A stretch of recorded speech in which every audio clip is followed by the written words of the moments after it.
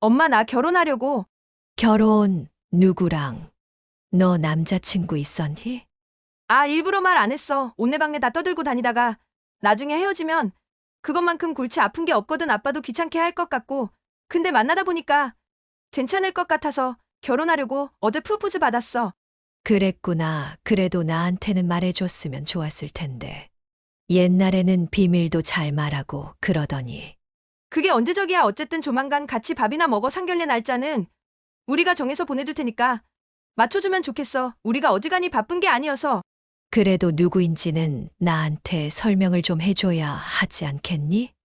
뭔 설명이야. 나중에 만나면 어련히 알아서 알게 될 텐데 미리 다 알아봤자 따지기밖에 더해? 나랑 같은 약사야. 나이는 2살 연상. 어쨌든 아빠한테도 전해줘. 다시 연락할게.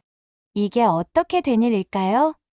지금 딸이 엄마에게 결혼한다는 내용을 통보하고 있는데요. 오늘은 자신과 남편을 인생에서 지워버린 자식들에게 사이다 복수를 한 최순자님의 사연입니다. 오늘은 어떤 내용의 이야기일지 바로 들어보도록 하겠습니다. 안녕하세요. 저는 경기도 남양주에서 살고 있는 최순자라고 합니다. 유튜브에서 많은 사연들을 들으며 위로를 얻고 있다가 저도 사연을 한번 보내볼까 해서 이렇게 글을 씁니다. 엄청나게 대단한 이야기는 아니지만 다른 사연들처럼 누군가에게는 위로가 되었으면 하네요. 자식이 뭐라고 이렇게 저를 웃고 울게 만드는지 참. 자식을 키워보신 분들이라면 어느 정도는 저의 이야기에 공감을 하실 거라 믿어요. 이 얘기는 자식이 저를 떠나고 제가 그 현실을 받아들이는 이야기예요. 사실 저도 아직 중생이기에 쓸쓸하고 아쉬운 마음이 드는 건 어쩔 수 없지만 제 주변에도 저와 비슷한 일을 겪은 사람들이 많은 걸 알고 그 분들과 이야기를 나누고 공감을 하니 비단 나에게만 벌어진 일은 아니구나라는 걸 깨닫고 위로받게 되었어요. 여러분도 제 이야기를 듣고 궁금하시거나 공감이 되시는 부분이 있다면 댓글에 적어주세요. 적어주시는 따뜻한 댓글들은 제 마음 속에 오랫동안 간직하겠습니다. 제가 글을 잘 쓰지 못해서 서론이 길었네요. 그럼 이야기 시작하겠습니다. 저에겐 비교적 최근에 생긴 버릇이 있습니다. 아침마다 창을 열고 아파트 현관 쪽을 멍하니 쳐다보는 거예요. 보고 있으면 아이들이 올 것만 같아서요. 그러면서 놀이터에서 노는 아이들을 보며 제 아이들의 어릴 적 모습을 상상하기도 해요. 하지만 결국 실망을 하고 창문을 닫은 뒤 일상을 시작하죠. 저는 제 인생의 후반부가 이렇게 외로울지는 젊었을 땐 상상하지 못했어요. 젊었을 때는 이런 생각을 하지 못할 정도로 바빴거든요. 자식 2명을 먹이고 키우는데 저와 남편은 온 청춘을 다 바쳤고 부유하진 않았지만 그래도 자식들 부족하지 않게 키웠어요. 물론 행복했습니다.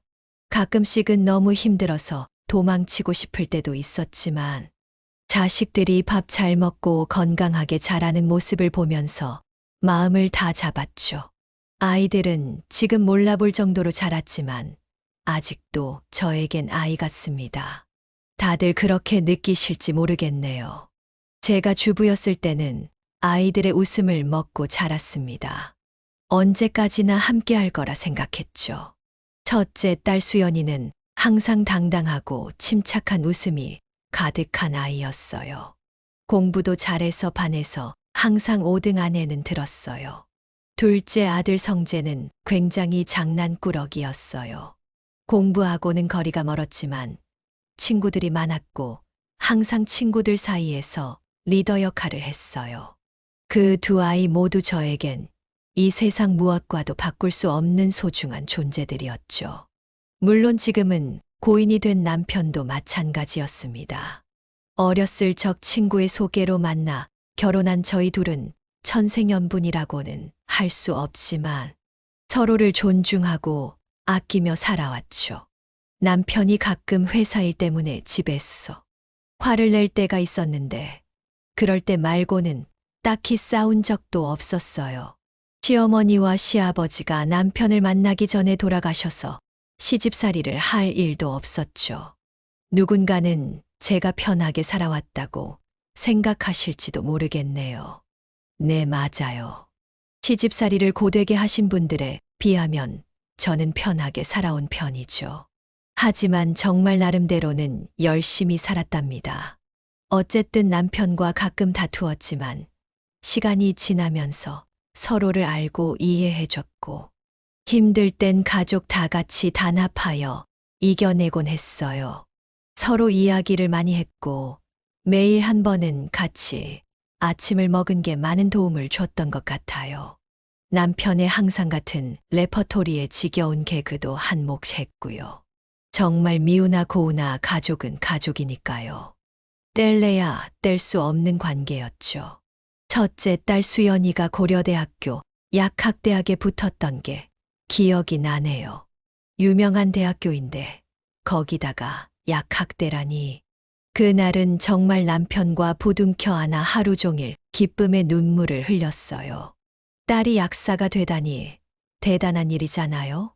수연이가 코피 흘려가며 밤새 공부하던 모습들이 스쳐가면서 정말 내 딸이지만 누굴 닮았는지 너무 자랑스러웠어요.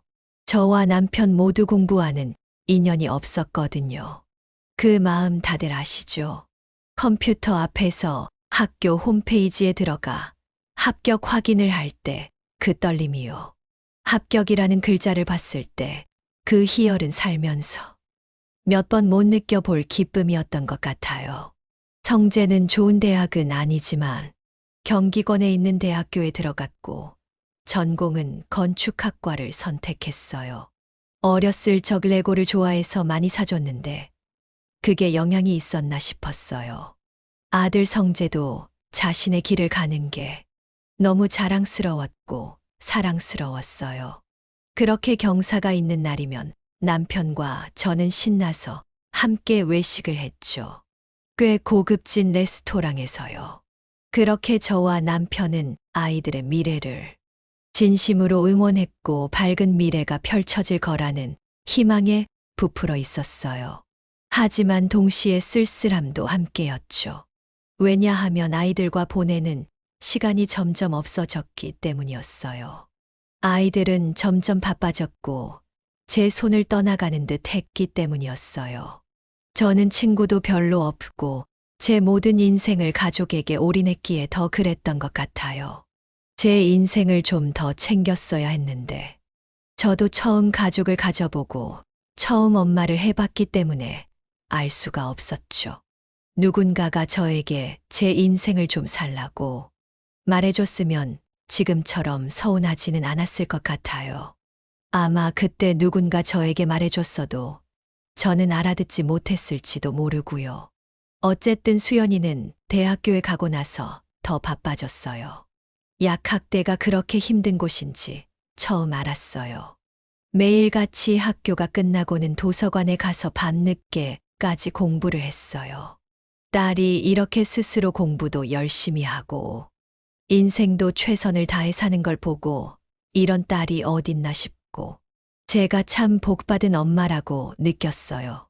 하지만 딸이 가끔 집에 와서 다크서클이 가득한 채로 제 품에 안겨 잠이 들 때면 제가 딸 대신 힘들고 싶다는 생각을 했죠. 성재는 2학년까지 마치고 해병대에 입대를 했어요. 해병대가 워낙 힘들다고 들어서 일반 육군으로 지원하라고 말했지만 성재는 남자는 해병대라면서 절대 안 된다고 했죠. 아들이 입대하던 날 얼마나 울었는지 몰라요. 저한테 서투른 경례를 하고 절을 하는데 1년 동안 흘릴 눈물을 그날 다 흘렸죠. 무사히만 전역했으면 좋겠다는 생각이었어요. 그렇게 아들이 없는 2년 동안 저는 제가 할 수 있는 모든 힘을 다해 아들 뒷바라지를 했어요. 편지도 자주 썼고 전화도 자주 하고 면회도 시간 날 때마다 갔어요. 물론 직접 한 음식을 다 싸가지고요. 나중에는 아들이 피자랑 햄버거가 더 좋다고 했는데 그때 좀 서운하더라고요. 어쨌든 그렇게 몇 년이 지났을까. 아이들은 학교를 모두 졸업하고 직업을 가지게 되었어요. 딸은 당연히 초보 약사가 되었고, 아들은 꽤 큰 중견 건설회사에 취직을 했어요. 요즘처럼 취업이 어려울 때 두 자식이 속 하나 안 썩이고 바로 직업을 가졌다고 말해주는 게 얼마나 복받은 일인지를 깨달았어요. 이때쯤 되니 정말 아이들 다 키웠다는 생각이 들었죠. 이제 결혼만 시키면 제가 할 일은 다 끝이라고 생각했어요. 하지만 이런 아이들의 성공이 저와의 이별을 의미하는 건지 알게 된 건 좀 더 나중의 일이었어요. 아이들이 일터 근처로 집을 구해서 나가자 집은 마치 텅 빈 동굴 같았어요. 이렇게 조용한 적은 거의 없었거든요. 수연이가 없으면 성재가 있고 성재가 없으면 수연이가 있었어요. 근데 이렇게 모든 사람이 다 나가고 집에 혼자만 있으니 갑자기 찾아온 적막함을 어떻게 이겨내야 할지 모르겠더라고요. 그래서 혼자 있을 때 갑자기 슬퍼져서 눈물을 흘리기도 했습니다. 죄송해요. 제가 많이 꼴불견이죠. 아이들이 너무 보고 싶었어요. 그때마다 전화를 하면 아이들은 바쁘다며 나중에 연락을 하자고 말하기 일쑤였죠. 그래서 점점 전화보다는 언젠가 답장을 해줄 문자를 보냈어요. 그게 덜 서운하더라고요. 아이들은 점점 바빠지기 시작했어요. 처음에는 그래도 참아볼만 했어요. 하지만 시간이 지나면서 수연이는 일 끝나고도 공부를 해야 한다며 연락을 하지 않았고, 아들 성재는 일이 끝나면 친구들이나 직장 동료들과 술 먹기 바빴어요. 그렇게 아이들은 점점 집에 오는 횟수를 줄이더군요. 처음엔 일주일에 한 번, 그 다음엔 2주에 한 번, 한 달에 한 번, 3달에 한 번, 이런 식으로요. 그래도 남편이 있어서 저녁엔 괜찮았어요. 가끔은 아이들에게 서운해서 남편에게 뒷담화를 하기도 했죠. 자기 얼굴에 침 뱉기였지만요. 낮에 너무 심심하다 보니 아르바이트를 하기도 했어요. 볼링장에서 카운터를 봤죠. 그러니까 좀 낫더라고요. 그래도 손님이 없을 땐 외롭고 쓸쓸하기 마련이었어요. TV 드라마도 모두 섭렵을 했죠. 혼자 있는 시간이 많으니까 뭐라도 봐야 덜 심심했어요. 가장 서운한 건 아이들 생일 때였어요.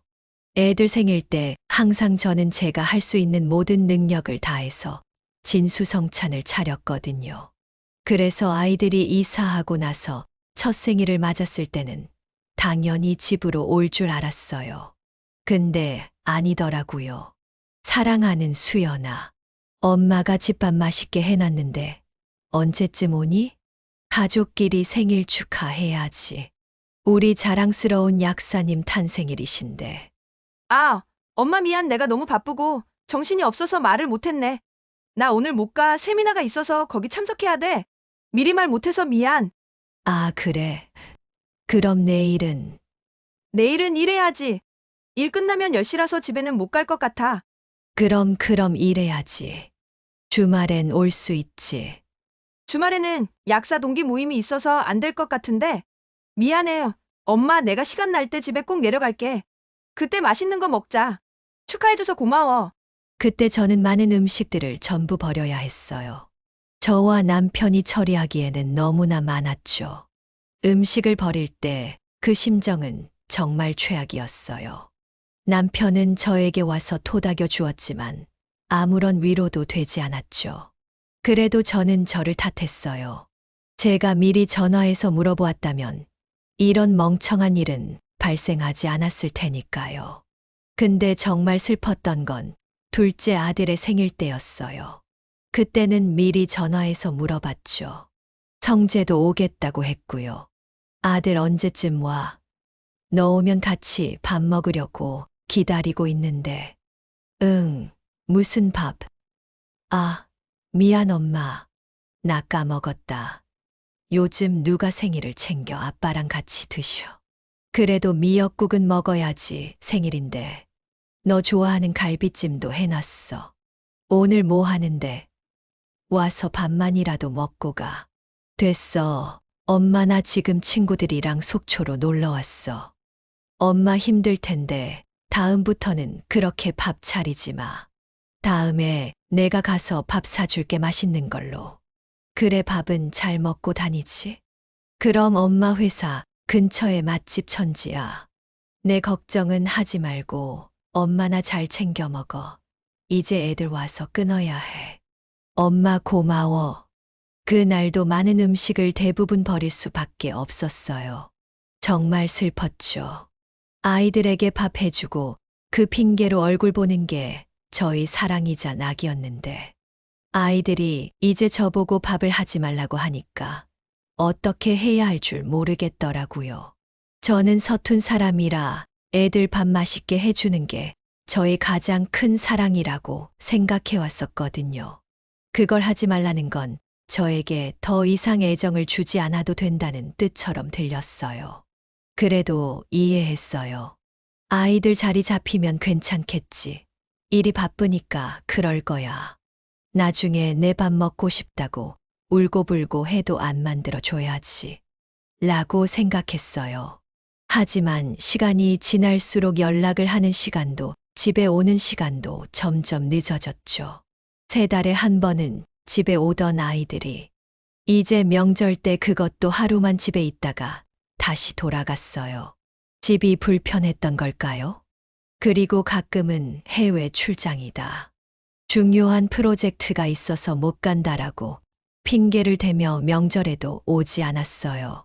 전화 통화나 짧은 문자에도 답이 없을 때면 그걸 기다리는 제가 참 비참했어요.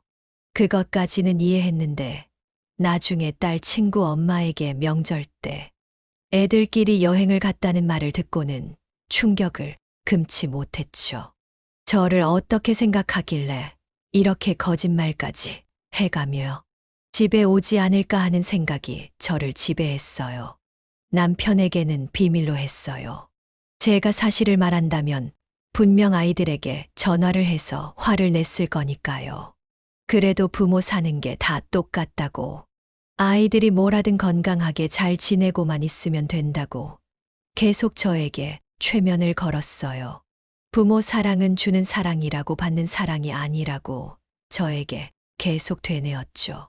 그래도 아이들 카톡 사진을 봤을 때 친구들과 행복하게 웃고 있는 사진을 볼 때면 우리 가족 다 같이 행복했던 시절이 떠올라 눈물이 나곤 했죠. 더군다나 카카오톡 프로필에 가족 사진을 하는 건 저밖에 없었거든요. 제가 저를 최대한 조절해 보려 했지만 서운한 건 서운한 거였어요.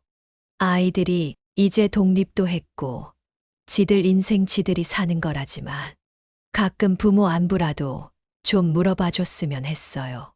마치 아이들이 저라는 존재를 인생에서 지운 것처럼 느껴졌죠. 그렇게 세월이 오래 흘렀습니다. 수연이는 자기 약국을 따로 차렸고 성재는 어느새 과장을 달았죠.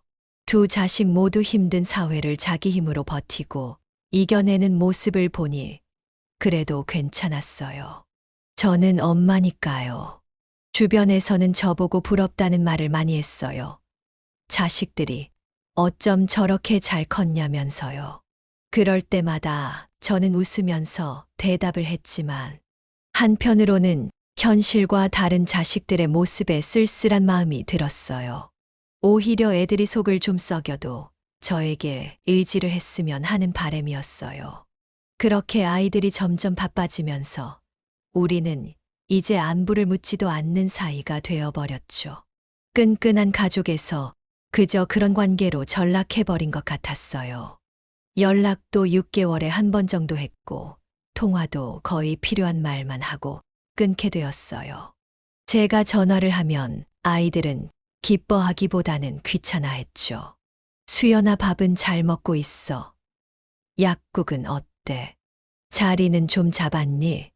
딸이 약국을 열었는데 엄마가 가보질 못했네. 미안하다. 엄마 무슨 일이야? 나 바빠 할 말 있어? 아니 그냥 오랜만에 너 보고 싶어서 연락했지. 그냥 어떻게 지내나 하고. 뭘 어떻게 지내 그냥 일하고 집 반복이지. 거기다가 뭔 세미나가 그렇게 많은지 계속 참석해야 하고 신약들도 많이 나와서 매번 공부해야 돼. 내 인생에서 이놈의 공부는 언제 끝날는지. 어쨌든 할 말 없으면 나 일해야 하니까 끊어. 내가 나중에 연락할게. 수연이는 제 전화를 받으면 신경질부터 내기 일쑤였습니다. 성재도 다르지 않았죠. 심하면 더 심했지 덜하진 않았어요. 아들 왜 이렇게 연락이 뜸해. 얼굴 다 까먹겠다. 엄마 나 이번에 차장 승진 건 때문에 바쁜 거 몰라? 저번에도 말했잖아. 아, 참 그랬지. 내가 나이가 드니까 계속 까먹는다. 김치 다 먹었지. 좀 보내줄까? 아냐. 저번에 준 것도 다 못 먹었어. 보내지 마. 나 이제 들어가 봐야 하는데. 응, 그래 얼른 들어가 봐. 방해해서 미안하다.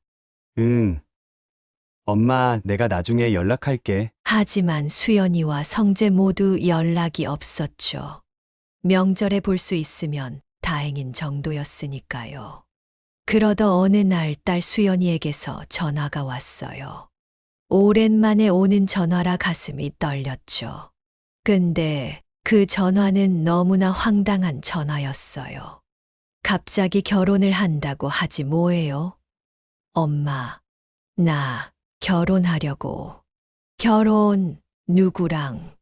너 남자친구 있었니?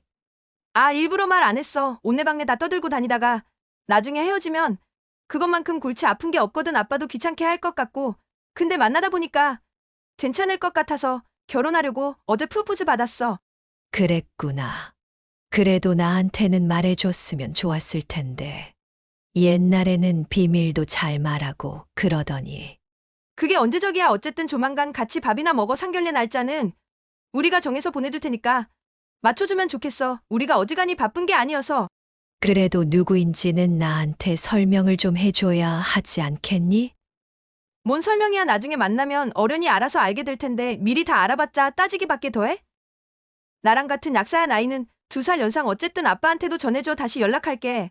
순식간에 끝난 전화는 저를 너무 당황하게 만들었어요. 저는 수연이가 연애하는 줄도 몰랐거든요. 너무 연애 안 하는 것 아닌가 걱정을 했었는데 애 스트레스 받을까봐 말도 못 꺼냈었어요. 저는 애써 밝은 느낌으로 축하한다고 말해줬어요. 하지만 서운한 건 어쩔 수 없었죠. 그렇게 순식간에 상견례를 하고 곧바로 결혼식을 올렸어요. 왜 이렇게 빠르게 진행했나 싶었는데 알고 보니 딸이 임신을 했었더라고요.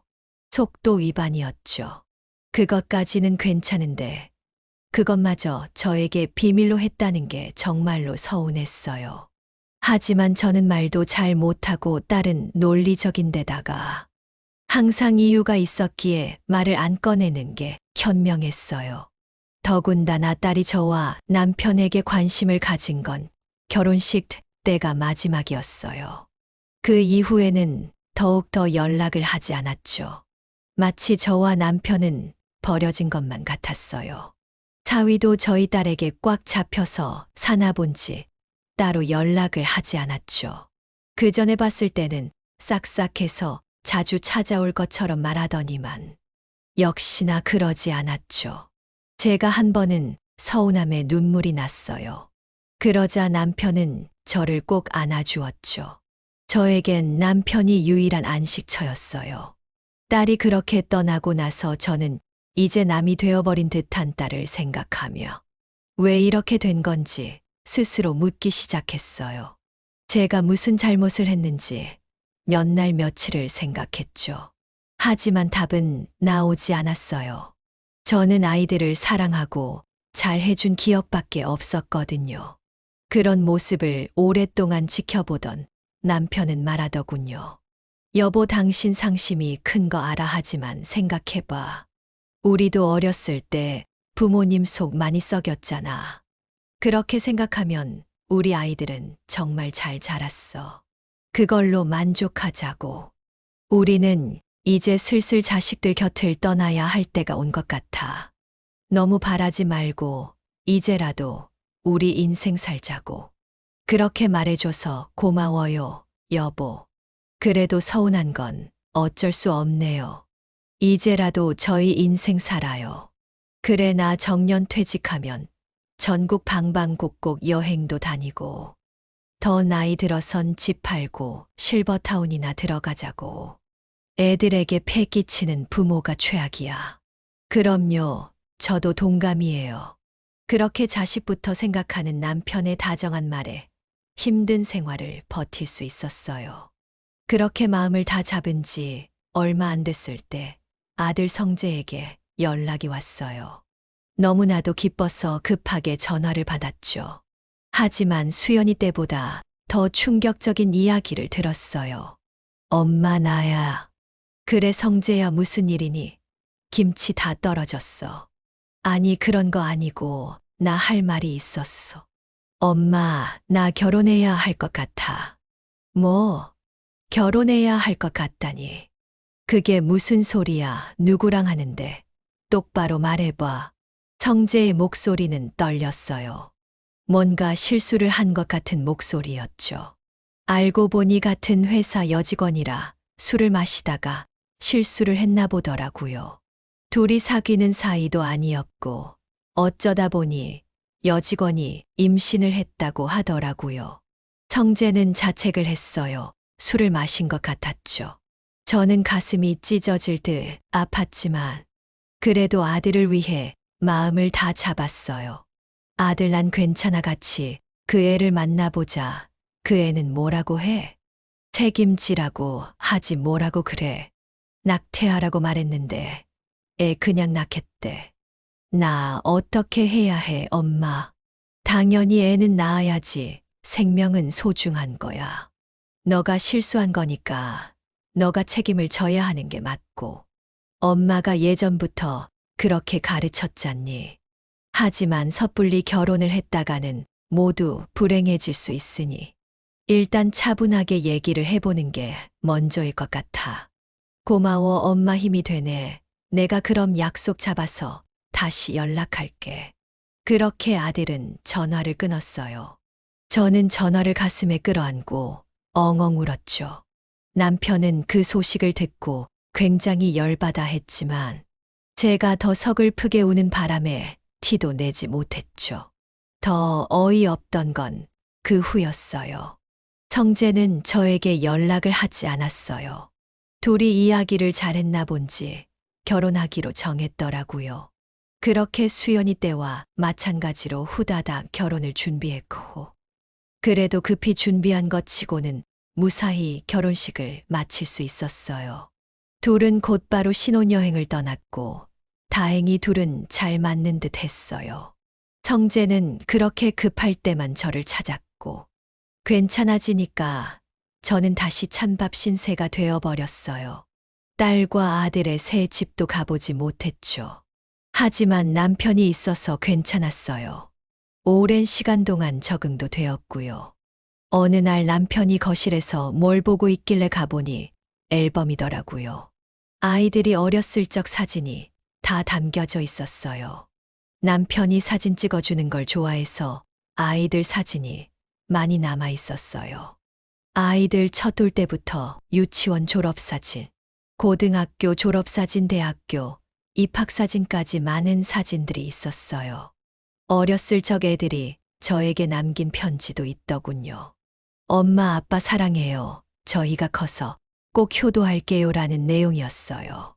어버이날 때 쓴 편지였어요. 이 말을 수연이와 성재가 기억할까 라는 생각이 들었어요.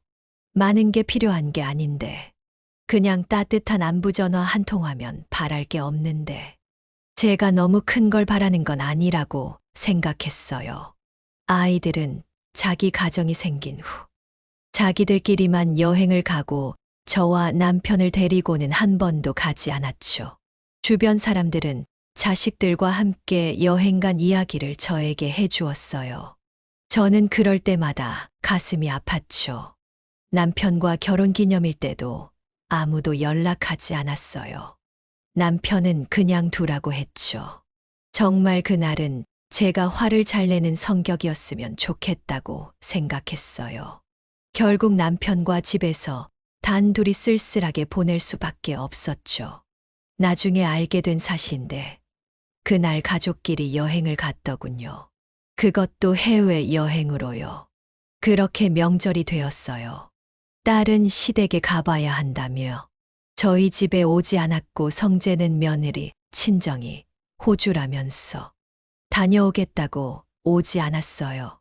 결국 또 남편과 단둘이 보낼 수밖에 없었죠. 제가 젊었을 땐 명절이면 항상 부모님과 어른들을 찾아뵙고 세배를 드리는 게 당연했는데 요즘 아이들은 그렇게 생각하지 않는 것 같았어요. 제가 잘못된 건지 아이들이 잘못된 건지 헷갈리더라고요. 남편은 다 우리들 업보라며 우리가 업고 가자고 말했죠. 정말 서운했지만 그래도 저만 바라봐주는 남편이 있어서 견딜 수 있었어요. 만약 남편마저 밖으로 나돌거나 신경질적인 사람이었으면 저는 버틸 수 없었을 거예요. 그런데 어느 날 괜찮던 남편이 밥을 먹다가 뒤로 쓰러져 버렸어요. 갑작스레 말이에요. 여태까지 아픈 거라고는 감기 걸렸던 게 다였던 양반인데 밥을 먹다가 그대로 쓰러지는 게 말이 안 되잖아요.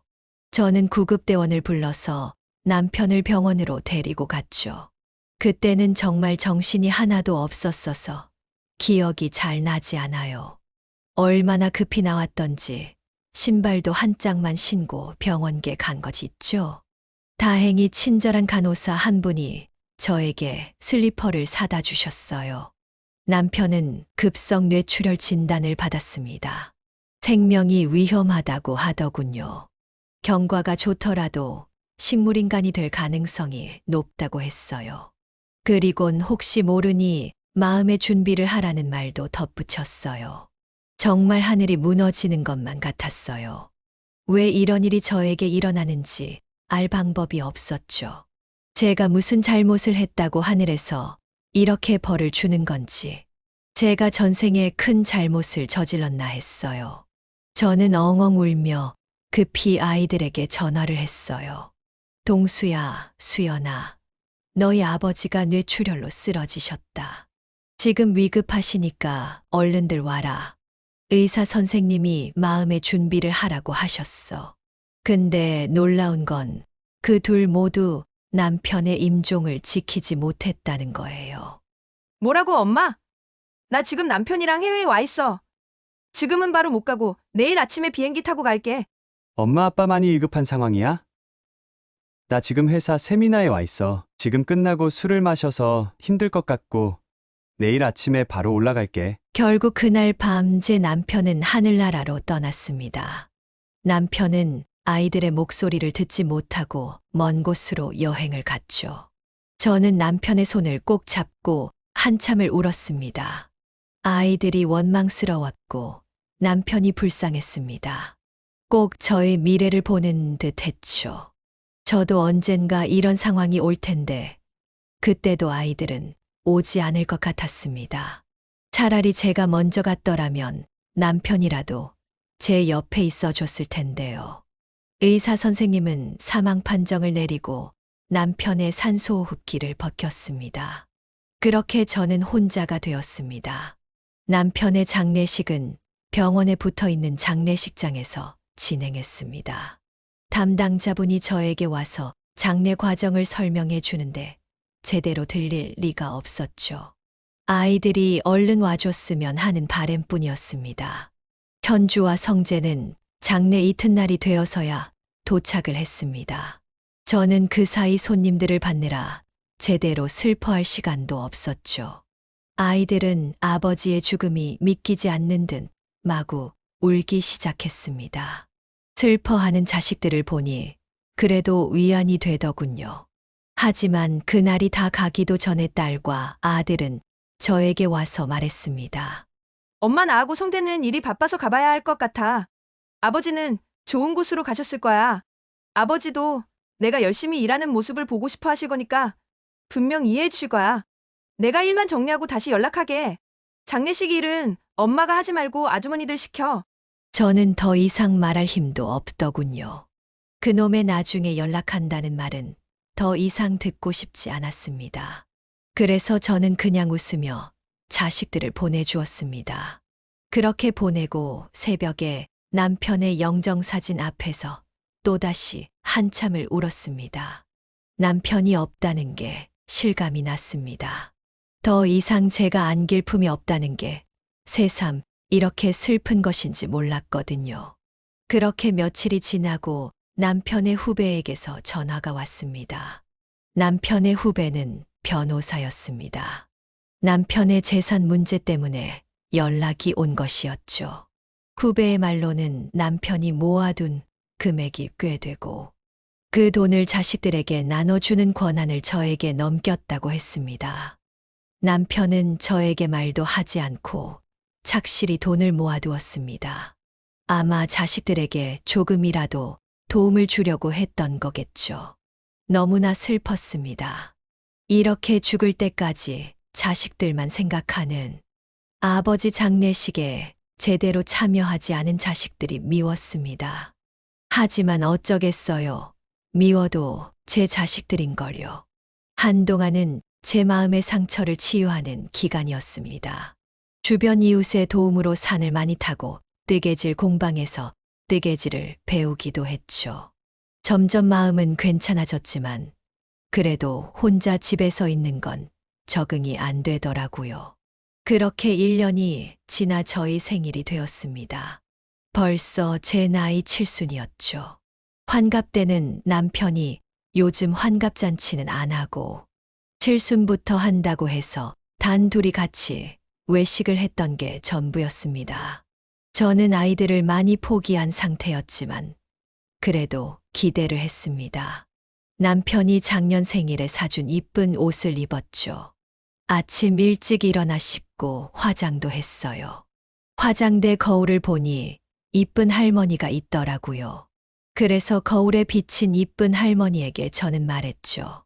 순자야, 너는 세상에서 가장 소중한 사람이야. 태어나줘서 고마워. 이 말을 하니 눈물이 날 것 같았어요. 남편이 매번 생일 때마다 저에게 해주던 말이었기 때문이었습니다. 그렇게 혼자 아침 식사를 하고 나서는 기다림의 연속이었어요. 계속해서 창밖을 보았고 휴대폰을 확인했습니다. 많은 것을 바라는 건 아니었어요. 축하 전화 한 통, 밥 한 끼. 그것도 아니라면 문자 한 통이어도 충분했어요. 그들이 저희 생일을 잊지 않았으면 하는 바람 하나뿐이었습니다. 하지만 저녁이 되어도 수연이와 성재에겐 연락이 오지 않았죠. 저는 더 이상 혼자 집에 있기 싫어 밖으로 나섰습니다. 남편과 자주 걸었던 공원을 걸었죠. 걷다가 항상 앉아서 쉬던 벤치에도 앉았어요. 공원 가운데 있는 호수를 보며 남편을 생각했죠. 신기하게도 남편이 간지 얼마나 됐다고 얼굴이 기억이 잘 안 나더라고요. 어떻게든 잘 기억해내려고 노력했습니다. 세월은 무색하지 않더라고요. 그때였어요. 저보다 나이가 들어 보이는 할머니가 저에게 오셔서 병음료 뚜껑을 따달라고 하셨어요. 그래서 저는 병뚜껑을 따서 드렸죠. 할머니는 매실음료를 꿀꺽꿀꺽 다 드시더니 고맙다는 미소를 저에게 지어주셨어요. 옷이 아주 이쁘네요. 오늘 좋은 날이신가 봐요. 네, 오늘 제 생일이거든요. 그것도 7순이에요. 7순이요? 생각보다 나이가 있으시네요. 너무 젊게 봤네요. 생일인데 가족은요? 가족이요? 다들 바빠서 저 보러 올 시간이 없나 봐요. 참 나중에 후회하면 어쩌려고. 사람들은 가장 소중한 걸 가끔 잊고 살아요. 괜찮아요. 자식들만 잘 살면 저는 괜찮아요. 남편도 그렇게 말해 주었고요. 할머니는 작은 손으로 제 손을 꽉 잡아주시며 말씀하셨어요. 불행하지 않는 게 행복이에요. 오늘은 가장 행복한 날이니 좀 웃어봐요. 자식들은 이제 신경 쓰지 말아요. 마지막 가기 전 자기 인생을 살다 가는 거예요. 아무도 신경 쓰지 않고. 처음 보는 할머니였지만 꼭 저를 아는 듯이 말씀하셨어요. 오래전 돌아가신 어머니가 생각이 났죠. 그 말을 들으니 눈물이 왈칵 쏟아지더라고요. 제가 눈물이 좀 많아요, 할머니. 죄송해요. 아니에요. 여기 좀 기대요. 그래서 저는 저보다 나이 많은 할머니 어깨에 살포시 기대서 잠시 쉬었습니다. 그렇게 할머니와 인사를 하고 집에 돌아오는 길에 문득 저를 위해 살아야겠다는 생각을 했어요. 제가 너무 자식들에게 집착을 했던 거구나라는 걸 깨달았다고나 할까요? 왜 이런 깨달음은 항상 한 발자국 늦게 오는지. 집에 도착할 때까지 기대도 하지 않았지만 역시나 연락은 오지 않았어요. 그래서 저는 저 혼자 생일 축하를 해야겠다고 생각했어요. 그래서 집에 있는 초코파이 한 상자를 꺼내 케이크를 만들고 집에 있는 작은 양초 하나를 꽂았습니다. 불을 켜고 저를 위한 생일 축하 노래를 부른 뒤 소원을 빌었어요. 남편에게 그리고 저에게요. 저를 위해 비는 소원은 처음이었어요. 항상 가족과 아이들을 위해서만 소원을 빌었었거든요. 기분이 묘했어요. 기쁘더라고요. 방금 전까지만 해도 너무나 우울했는데 말이에요. 그래서 그런지 갑자기 입맛이 돌더라고요. 저녁까지만 해도 배가 하나도 안 고파서 한 끼도 먹지 않았는데 말이에요. 저는 초코파이를 하나 먹고 밖으로 나섰어요. 제가 평소에 먹고 싶었던 식당에 가기로 했죠. 그런데 아는 곳이라고는 가족들이랑 갔던 패밀리 레스토랑밖에 없었어요. 그래서 그곳에 가서 함박 스테이크를 하나 주문하고 와인도 하나 주문했어요. 패밀리 레스토랑이라서 그런지 가족들로 가득 차 있었고 둘러보니 저만 혼자인 것 같더라고요. 술은 정말 오랜만에 먹는 것 같았어요. 혼자 밥을 먹고 술을 마시는 건 70 인생 처음 해보는 거였고요. 나름대로 나쁘지 않았어요. 말동무가 있었으면 좋겠다는 생각은 했지만 생각보다 혼자 자기만의 시간을 즐기는 것도 나쁘지 않더라고요. 그렇게 밥과 술을 맛있게 먹고 저는 집으로 돌아왔어요. 약간의 취기 때문인지 몰라도 뭐든지 할 수 있을 거란 생각이 들었어요. 그리고 저는 지금까지 저를 위해서 살지 않았다는 생각도 들었고요. 그래서 여행을 떠나기로 했어요. 그날 당일에요. 그래서 저는 바로 가방과 캐리어를 여러 짐을 쌌어요. 그리곤 집을 바로 나섰어요. 뒤도 돌아보지 않고요. 그렇게 나오니 어디 가야 할지 막막하더라고요. 그래서 그나마 자주 갔던 버스터미널로 향했어요. 생각보다 우리나라에 갈 곳들이 많더라고요. 저는 가보지 않은 곳에 가고 싶었습니다. 저를 아는 사람이 한 명도 없는 곳으로요. 그렇게 지도를 보다 보니 경주가 보이더라고요. 경주는 살면서 한 번도 가지 못했던 곳이었어요. 그렇게 저는 바로 티켓을 끊고 심야 버스를 타고 경주로 향했어요. 도착하니 시원한 바람이 저를 반겨주었어요. 꼭 새로 태어난 기분 같았죠. 저는 일단 작은 한옥 숙소에 짐을 놓고 차 한 잔을 마셨어요. 주인 아주머니가 제 또래였는데 아주 친절하셨죠.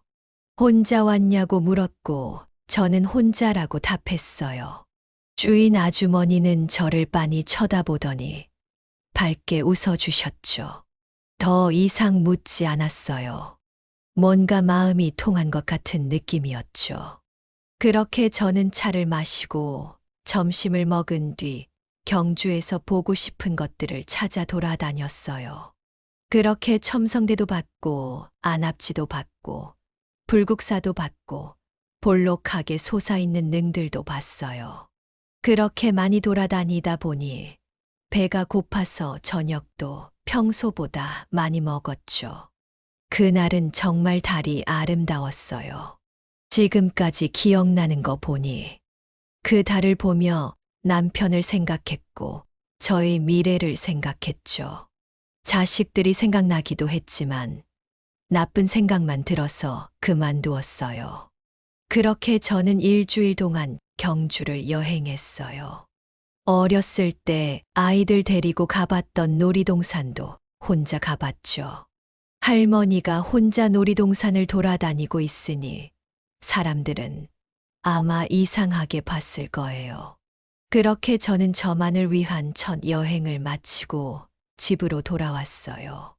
돌아오니 다시 적막한 기분이 들더군요.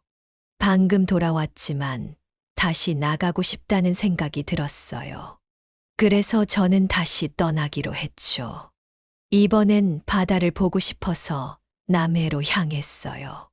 이게 두 번째라고 첫 번째보다는 훨씬 수월했죠.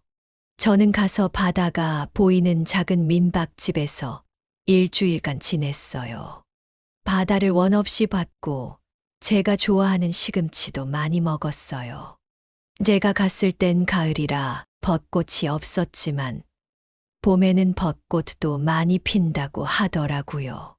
봄에 꼭 다시 와야겠다는 생각을 했습니다. 그렇게 저는 일주일 동안 저를 다시 되돌아봤어요. 제 인생에 실수는 없나 하고요.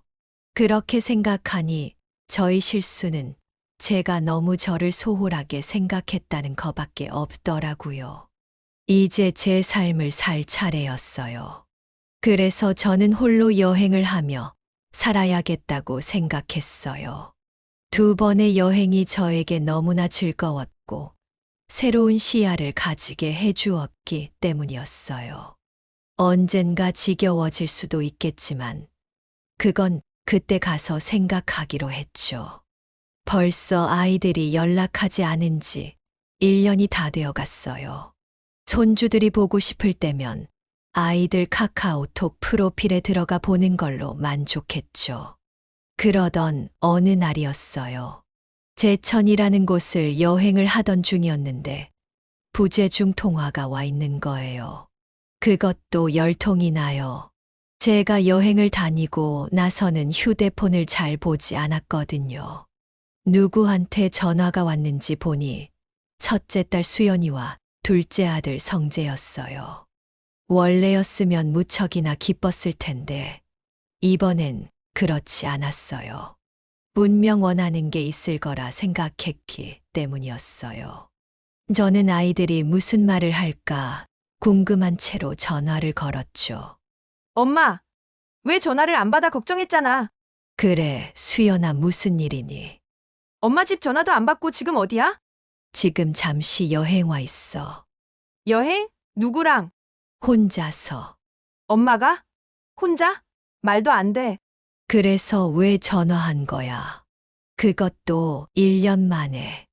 아, 사실 엄마한테 부탁할 게 있어가지고. 뭔데? 사실 내가 좀 돈이 필요해서. 아버지 돌아가시고 나서 남겨둔 재산 같은 거 없나 하고. 있지. 정말? 다행이다. 나 돈이 급히 필요했었거든. 얼마나 있어? 있는데 너에겐 줄 수 없다. 뭐? 엄마 그게 무슨 소리야? 장난하지 마. 나 진짜 급하다고. 너가 급하고 말고는 네 사정이지. 나나 네 아버지 급할 땐 너도 사정 안 봐줬잖니. 돈을 가지고 싶으면 내가 죽으면 가져가라. 그때쯤이면 남아있을지 모르겠지만 말야. 엄마, 무슨 말을 그렇게 해? 끊는다. 연락하지 말거라. 휴대폰 잘 안 보니까. 그렇게 저는 전화를 끊었어요. 아이에게 그렇게 모질게 말한 건 처음이었죠. 아이가 힘들 때 그렇게 말하니 가슴이 무거웠지만 그래도 후련했어요. 그래서 그런지 웃음이 나왔죠. 한참을 마루에 앉아 웃었던 것 같아요. 저 참 나쁜 엄마죠. 그리곤 바로 성재에게도 전화를 걸었어요. 엄마, 나 돈 좀 빌려줘. 무슨 돈? 아버지 재산 있잖아. 내가 급히 필요할 때가 있어서 그래. 이번 일만 처리하면 금방 다시 갚을게. 아버지 재산은 다 나한테 있어. 아버지가 날 위해서 남겨둔 돈이야. 너를 위한 돈이 아니란다. 너한테 돈을 빌려주고 나면 그때만 고맙다고 하고서는 나중엔 연락을 끊겠지. 돈도 안 갚고 말이야. 엄마, 내가 엄마한테 거짓말하는 거 봤어? 왜 그래 도대체? 엄마 이상해진 것 같아. 맞다. 나 이상해진 거 맞아. 이렇게 된 이유는 누구한테 있을지 잘 생각해 보렴. 1년 만에 전화해서 부모에게 돈 빌려달라고 하는 건 이상하지 않은 거니? 하여튼 너네 누나한테도 말했으니 조만간은 연락하지 말아라. 연락해도 받지 않을 거야. 나 그리고 지금 여행 중이니 집에 가도 소용 없을 거다. 돈은 나 죽고 너네 원하는 만큼 다 가져가라. 저는 그렇게 성재의 전화도 끊어버렸죠. 정말 이 통쾌한 기분은 살다 처음 느꼈어요. 저는 그날 밤 별을 보며 남편에게 기도를 했죠. 여보, 저 오늘 좀 못된 짓을 했어요. 우리 아이들에게요. 당신 보고 있었죠. 아이들이 저희에게 관심을 가져주지 않으니 골탕 좀 먹이고 싶었어요. 너무 뭐라고 하지는 말아요.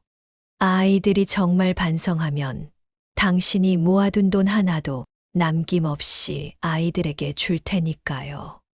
이렇게 저는 저의 못된 마음에 대한 고해성사를 했어요. 그렇게 저는 한동안 다녔던 여행을 마치고 집으로 돌아왔어요.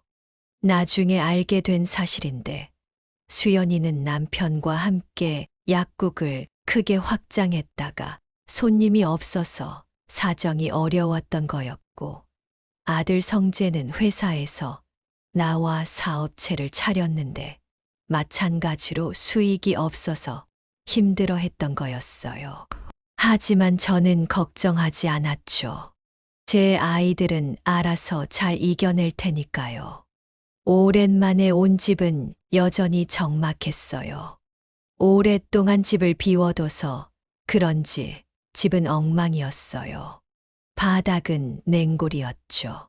그래서 보일러부터 켜고 집을 청소했어요. 마치 그 집이 예전에 저를 보는 듯 했거든요. 가만히 내두면 더 엉망이 되었을 거예요. 그렇게 청소를 하다 보니 하루가 다 지났어요. 그런데 청소를 마무리하고 소파에 앉으려 하는데 갑자기 심장에서 강한 충격이 왔어요. 저는 숨을 쉴 수가 없었죠. 그래서 가까스로 구급대원에게 연락을 하고 나서는 기절을 했어요. 일어나 보니 병원이더라고요.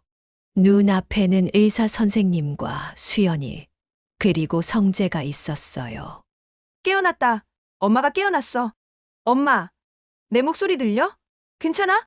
엄마 그러니까 왜 무리를 해? 나이 들어서 집에서 쉬면 편할걸. 엄마 어떻게 되는지 알고 얼마나 걱정했는지 알아? 자초지종을 들어보니 저는 신부전증 때문에 쓰러진 거였고 병원에서는 제 휴대폰에 있는 자식들에게 전화를 한 거였죠. 그렇게 원망했던 자식들인데 이렇게라도 얼굴을 볼 수 있어서 좋더군요.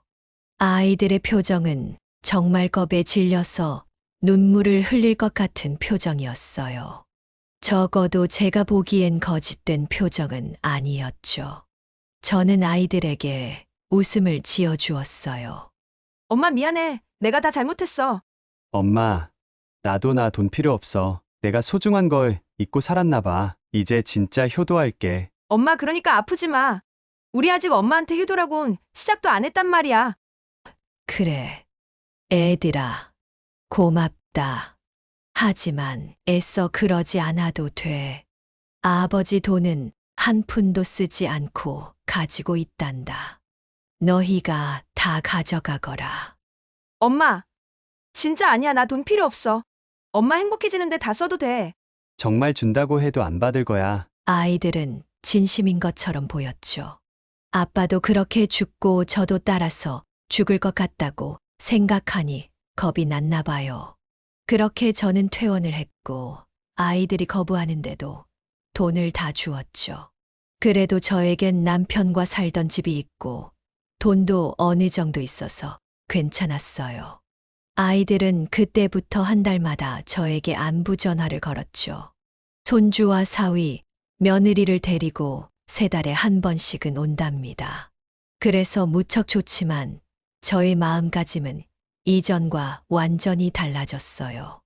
애들이 더 이상 오지 않는다고 해도 저는 괜찮을 것 같거든요. 다시 여행을 떠나면 되니까요. 내일도 애들이 오기로 했어요. 손주들이 못 본 사이 금방 커버렸어. 요즘엔 남편처럼 사진을 자주 찍어 놓으려고 해요. 남편이 아끼던 사진기가 있었거든요. 서투르지만 자주 찍다 보니 익숙해지더라고요. 내일 애들을 보고 이번 주말에는 새로운 곳으로 여행을 떠나려고 해요. 이번에는 어떤 여행이 될지 벌써 설레입니다. 건강도 괜찮아요. 그 이후로 약을 먹으니 같은 증세는 나타나지 않더라고요. 저의 여행은 언젠가 끝나겠죠. 그래도 이 사실 하나는 깨달아서 다행이라고 생각해요. 저와 여러분 모두가 그렇듯이 모든 것에 집착을 하는 건 좋지 않은 것 같아요. 저는 그 집착에서 벗어난 것 뿐이고요. 여러분은 혹시 저와 비슷한 경험을 하신 적이 있으신가요? 마찬가지로 혼자라는 우울감과 자책감을 가지고 계시지는 않나요? 여러분의 이야기를 듣고 싶어요. 댓글을 통해 공유해 주세요. 서로 이야기를 나누며 의지하고 의견을 나누다 보면 어떤 문제든 해결될 테니까요. 그럼 다들 자신만의 인생을 위해 한 발자국 디뎌보아요. 제 이야기는 여기까지입니다. 지금까지 긴 이야기 들어주셔서 감사합니다. 네, 오늘 이야기는 어떠셨나요? 오늘 이야기를 듣고 어떻게 생각하시는지 어머님, 아버님의 생각을 댓글로 공유해주세요. 저는 또 다른 사연으로 찾아뵙겠습니다. 좋아요, 구독, 알람 설정을 통해 앞으로도 따뜻한 정을 나눌 수 있게 함께 해주세요. 어머님, 아버님의 삶의 지혜와 경험을 나눌 수 있는 통로가 되겠습니다. 오늘도 인생을 바꾸는 관점을 통해 사연을 들어주셔서 감사합니다.